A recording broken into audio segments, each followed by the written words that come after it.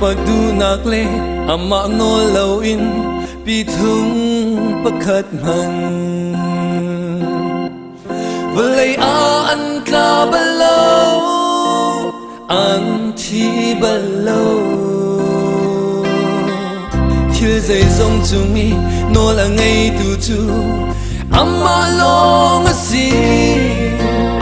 au chen tlak le sum ok tlak chu Giêsu lo voi pi câu ning chi no câu ning voi pa Giêsu chu ka ai inun pe tu le a ka do tu thai riêng ngay tu le dây dòng tu bo amma ka ngay phan o gom lo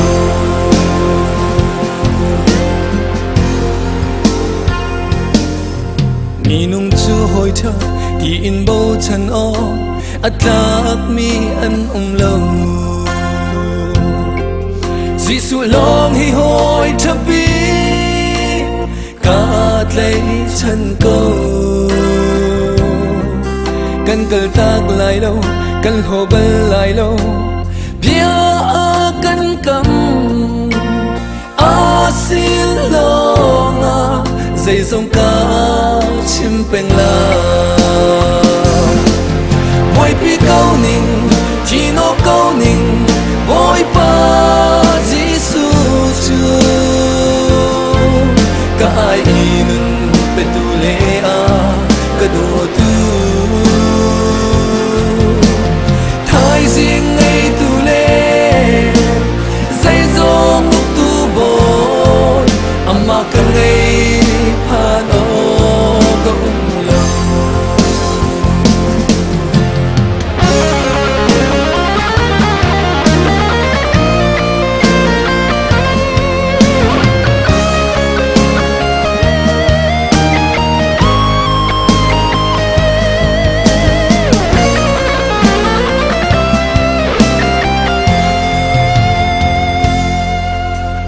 lay cu tin a kat lay pengi kat lao bal lai lo oi Giêsu chu tu kal cha a ka ven tu a ka chom tu le lam a ka shoi tu ka sai song a si ka por lot na